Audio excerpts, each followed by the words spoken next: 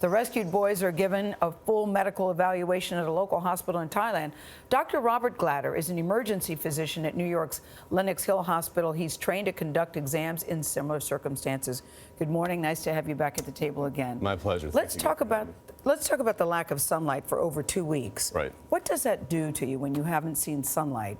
Well, we're talking about sensory deprivation. Yeah. And that basically makes your brain act very unusual. In other words, your heart, your blood vessels, there are changes that occur.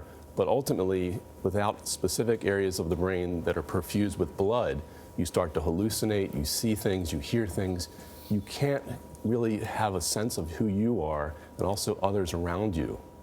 They're 11 to 16 years old. The brain is still developing. Executive function is up in the air. Right. So explain how this would affect children of that particular age. Well, I mean, kids of this age are very resilient between the ages of 11 and 16.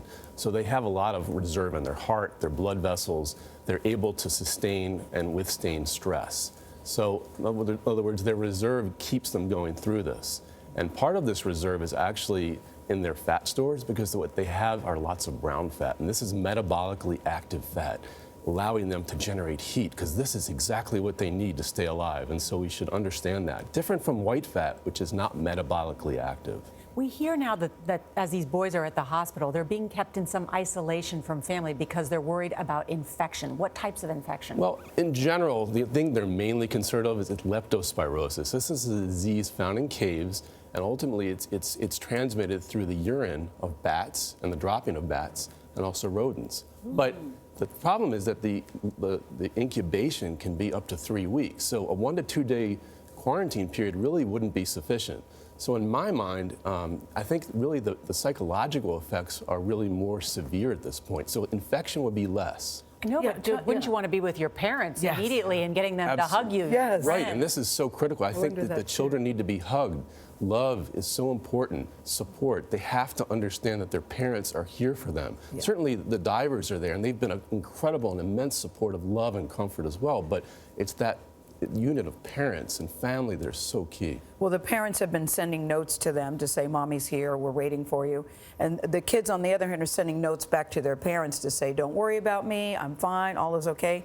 And you see their little smiling faces, but I can't help think how terrified they must be and the psychological effects that this could have on them. Like what? Absolutely. Fear of the unknown. It's dark. You know, your brain does funny things. We talked about sensory deprivation, hallucinating. Your brain is trying to remain active, keeping itself alert, because without that input, your brain really suffers. And so while, you know, some kids can get better than some others, you know, it's really collectively, they have to bond together. And so stimulating themselves, talking, you know, meditating, telling stories, you know, this is so key in getting through any kind of very severe and prolonged situations.